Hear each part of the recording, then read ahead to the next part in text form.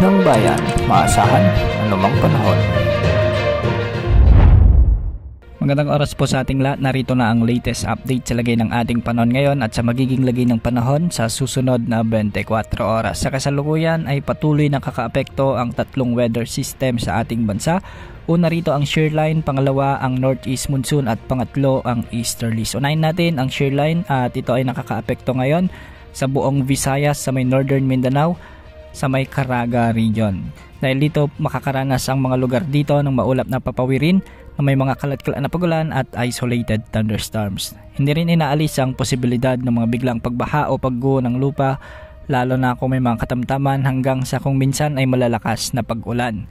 Samantala, makikita naman sa satellite animation sa may mga kumpol o may mga kaulapan sa bahagi ng Davao region at ito ngayon ang nagdadala ng maulap na kalangitan na may mga kalat-kalat na pagulan at thunderstorms.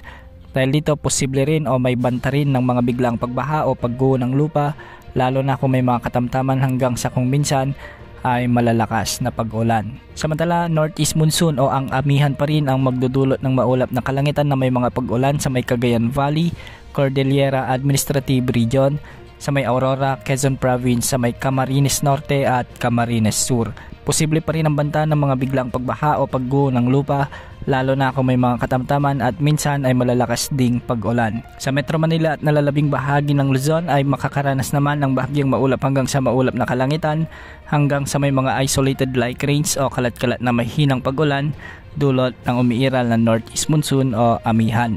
Samantalang panahon naman sa nalalabing bahagi ng Mindanao ay magiging bagyang maulap hanggang sa maulap ang mga kalangitan na may mga isolated rain showers and thunderstorms. Ito ay dulot ng umiiral na easterlies.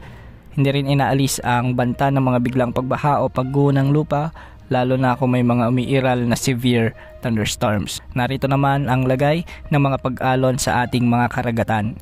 Sa Northern Luzon at ang eastern sections ng Southern Luzon at Visayas ay posibleng umabot ang mga pag-alon hanggang 3.7 meters. Samantalang sa nalalabing baybayin ng Luzon, ang nalalabing baybayin ng Visayas at ang northern at eastern sections ng Mindanao ay posibleng umabot ang mga pag-alon hanggang 3.4 meters. Para naman sa nalalabing baybayin ng Mindanao ay posibleng umabot ang mga pag-alon hanggang 2.5 meters. Wala pa rin tayong namomonitor na sama ng panahon gaya ng LPA o potensyal na bagyo na posibleng lumapit o makaapekto sa ating kapuluan sa susunod na 3 hanggang 5 araw. Sa mga susunod na araw ay posibleng lumakas muli ang pagbugso ng amihan, kaya mas maraming lugar muli ang makakaranas ng mas malamig na panahon, lalo na sa Luzon hanggang sa Northern Visayas. Yan ang update sa lagay ng panahon. Ito pang weather update ng bayan, maasahan anumang panahon.